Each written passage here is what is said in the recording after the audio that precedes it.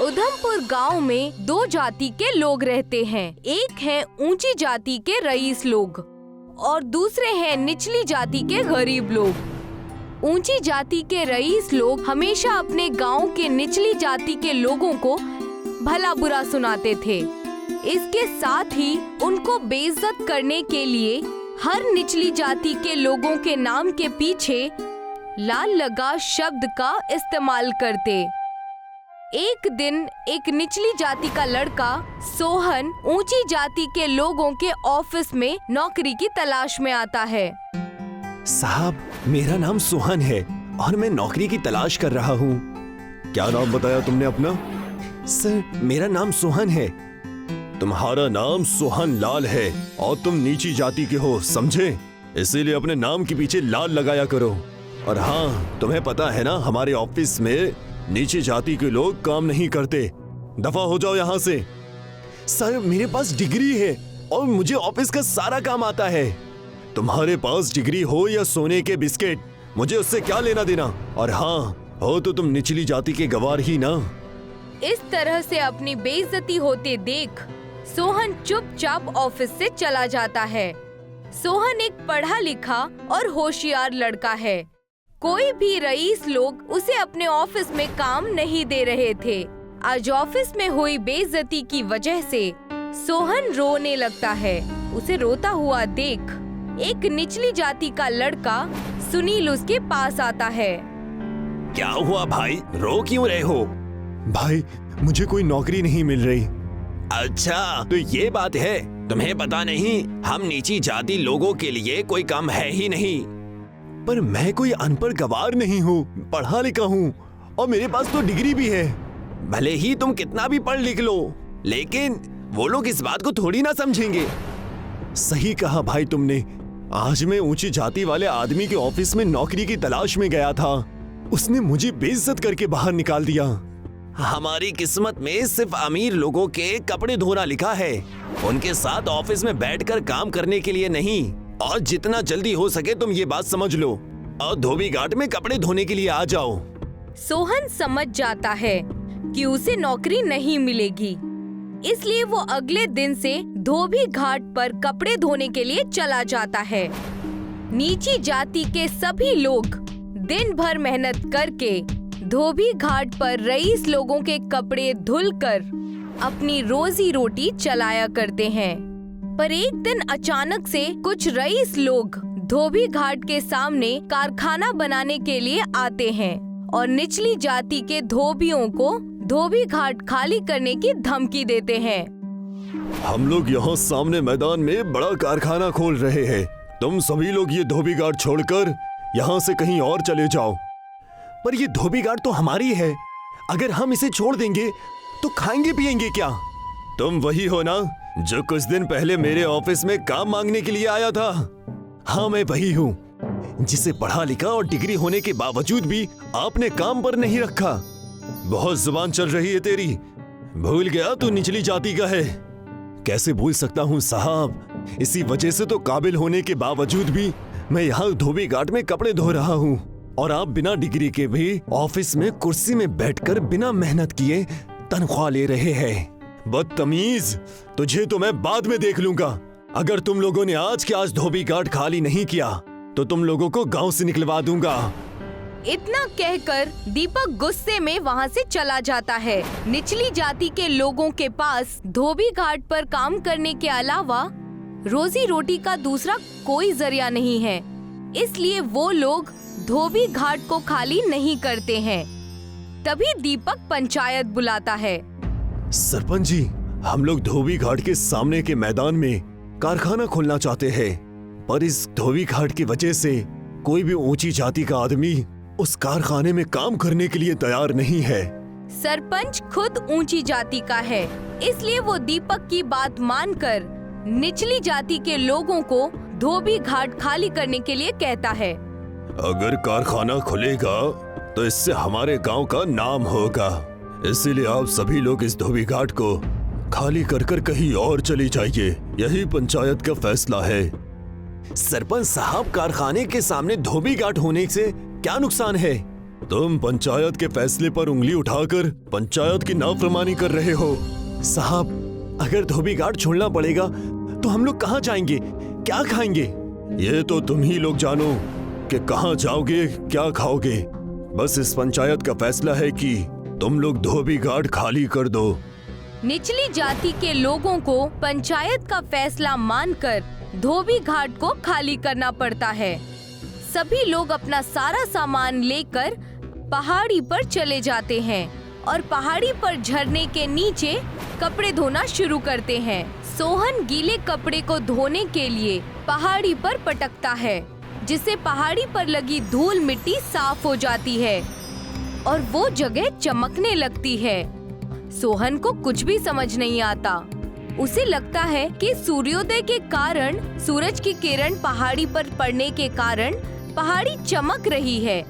वो अपने दोस्त सुनील को आवाज लगाता है। सुनील भाई, ये देखो, ये पत्थर सूरज की रोशनी से कैसा चमक रहा है।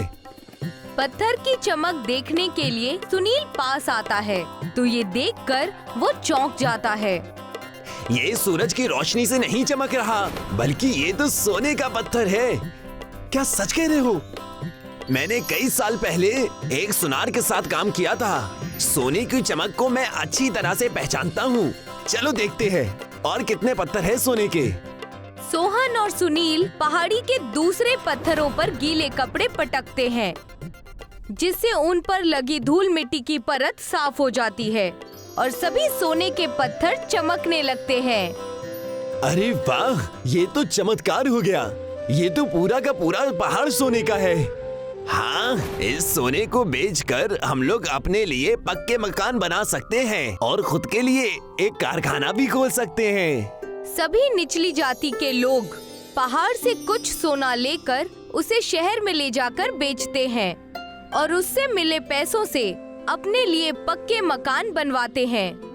सुनील और सोहन सोने बेचकर मिले पैसों से अपना एक नया कारखाना खोल देते हैं। दूसरी तरफ दीपक और बाकी रईस लोगों का कारखाना काफी नुकसान की वजह से बंद हो जाता है और जब उन्हें सोने के धोबी घाट का पता चलता है तो सभी रईस सोना लेने के लिए पहाड़ी पर आते हैं। दीपक निचली जाति के लोगों से छिपकर अपनी जेब भर लेता है, पर उसे ऐसा करते हुए सुनील देख लेता है। चोर, चोर! सुनील की आवाज से सभी निचली जाति के लोग दीपक को मारने के लिए इकट्ठे हो जाते हैं, पर तभी सोहन बीच में आ जाता है। ऐसा क्या हुआ साहब जी, जो आपको चोरी करने की नौबत आ पड़ी? मैं चोर नहीं हूँ। हमारा नुकसान होने की वजह से हमारा कारखाना बंद हो चुका है और हमारा सारा पैसा बर्बाद हो गया। हम सब लोगों के घर बिकने वाले हैं। आप फिक्र मत कीजिए, आप हमारे कारखाने में नौकरी कर सकते हैं। मुझे माफ कर दो, मैंने अपने ऑफिस में तुम्हारी बहुत बेइज्जती की थी। कोई बात नहीं, मैं उस बात को भूल गया हूँ। सोहन दीपक और बाकी सभी रईस लोगों को माफ कर देता है और सभी रईस लोगों को अपने कारखाने में नौकरी दे देता है और सभी निचली जाति और ऊंची जाति के लोग मिलजुल कर खुशी खुशी साथ में रहने लगते हैं। सोनपुर एक राज से भरा और खुफिया गांव था। इस गांव में सोना ही सोना था। गांव पर शैतान का राज था। शैतान तलवारों की नोक पर गांव वालों से काम करवाता था। शैतान के चेले चाबुक से मजदूरों को मारा करते थे। फटाफट हाथ चलाओ, जल्दी जल्दी। अगर एक भी रुका तो तुम लोगों के खाल उधेड़ दूंगा। हम सब पर थोड़ा तो रहम करो। मुझे बहुत भूख लगी है। अब जब तुम काम पूरा करोगे तभी तुम्हें खाने को मिलेगा। ये हमारे आका का हुक्म है, तो जुबान चलाने से ज्यादा अपने हाथ चलाओ। चाबुक की आवाज गूंजी और मजदूर डर के मारे काम करने लगे। शैतान की फैक्ट्री में कई मजदूर काम करते थे। कुछ सोना पिघलाकर उससे सोने की ईंटें बनाते थे और कुछ सोने की ईंटें यहाँ से वहां ले जाते थे और सभी पर पहरा देते थे। शैतान के बेरहम चेले जो उन्हें चाबुक से मारा करते थे। हे ऊपर वाले, हमारी मदद करें, हमें इस कैद से आजाद करवाइए।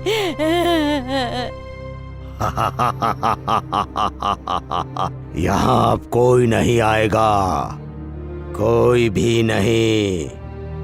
यहाँ सिर्फ मेरी हुकूमत है, मेरी। तुम्हारी आवाज कोई सुनने वाला नहीं है बुढ़िया।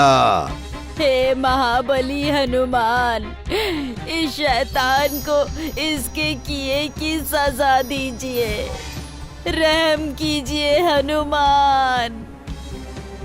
बूढ़ी औरत की चीख हनुमान जी के कानों तक पहुंची।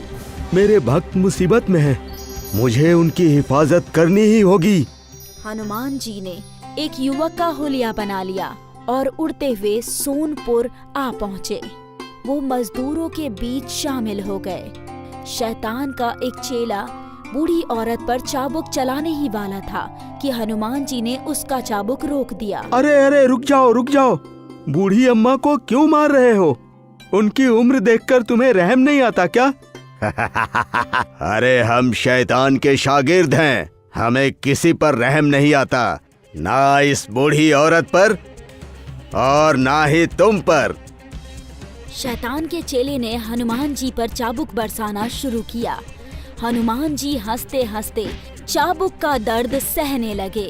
अरे रे, रुक जाओ, जान लोगे क्या उस बच्चे की? रुक जाओ, शैतान कहीं के।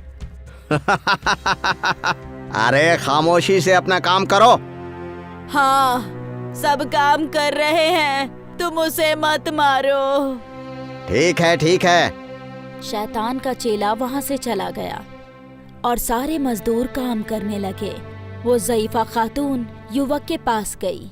बेटा, बहुत दर्द हो रहा होगा। उस जालिम ने कितना मारा है तुम्हें, शैतान कहीं का। कोई बात नहीं अम्मा, कम से कम आप बच तो गई। शुक्रिया बेटा, तुमने मेरी जान बचाई। ऊपर वाला तुझे हमेशा खुश रखे। एक तू है और एक मेरा बेटा। खैर छोड़, काम कर। ज़ईफा खातून सोने की ईंटें उठाने लगी। हनुमान जी भी उसी के साथ जुड़ गए। अम्मा, आप यहाँ कैसे पहुँची? अब क्या बताऊं, मैं ज़ईफ हो गई थी, अपने बेटे और बहू पर बोझ बन गई थी, तो उन दोनों ने मुझे घर से निकाल दिया। कई रोज तक मैं गांव-गांव भटकती रही और फिर रात के अंधेरे में शैतान के चेले मुझे यहाँ ले आए। अरे जनाब, मेरे साथ भी यही हुआ था। रात के अंधेरे में मैं घर के आंगन में सोया था और इन लोगों ने मुझे अगवा कर लिया। तो ये माजरा है। हनुमान जी ने पूरा दिन मजदूरों के साथ काम किया और रात को वो उनके बीच ही सो गए। पर जैसे ही उन्हें आहट सुनाई दी, वो उसी जानिब चल पड़े। उन्होंने देखा कि सारे शैतान के चेले एक साथ बैठे थे। अरे तू यहाँ क्या कर रहा है? लगता है कि यहाँ पर मरने आया है। इसकी मौत यहाँ इसे खींच लाई है। अब किसकी मौत होगी, ये तो प्रभु श्री राम ही बता सकते हैं। अरे इस राम भक्त की हड्डियां तोड़ दो तुम लोग। शैतान के दो चेले लड़के की ओर बढ़ते हैं। लड़का हवा में बढ़ते हुए शैतान के चेलों पर हमला कर देता है। हाँ, ये कैसा करिश्मा है? ये करिश्मा नहीं, प्रभु श्री राम की भक्ति है। हाँ, क्या मतलब? लड़का हनुमान जी में बदल जाते हैं और हनुमान जी अपने बड़े से गदे से शैतान के चेलों को पीटने लगते हैं। बहुत अत्याचार किया तुम लोगों ने, तुम्हारे किए की सजा तो तुम्हें मिलेगी ही। अरे ये सब हमने अपने आका के आदेश पर किया है, हमें छोड़ दो, हमें माफ कर दो। इस गुनाह के लिए ना तो तुम्हें माफी मिलेगी और ना ही तुम्हारे आका को। हनुमान जी ने अपने गदे से कई चेलों के सिर पर मारा और वो सब जमीन में धंस गए। तुम्हारे लिए यही सजा है, कीड़े मकोड़े तुम्हें काट काट कर खा लेंगे। हनुमान जी वहाँ से उड़कर शैतान के पास पहुँचे उठ जा जालिम, और उसे उठाकर उसे पीटने लगे। तुझे अपनी ताकत पर बहुत गुरूर है ना, सोना चाहिए तुझे। हनुमान जी ने उसके कमरे से एक सोने का खंबा उखाड़ लिया और उसी खंबे से शैतान को पीटने लगे। ओहो ओहो ओहो ओहो ओहो मर गया। ओहो नहीं नहीं नहीं, मुझे छोड़ दो, मुझे कुछ नहीं चाहिए। तूने इतने सारे मासूमों की जिंदगी खराब की, तुझे कैसे छोड़ सकता हूँ।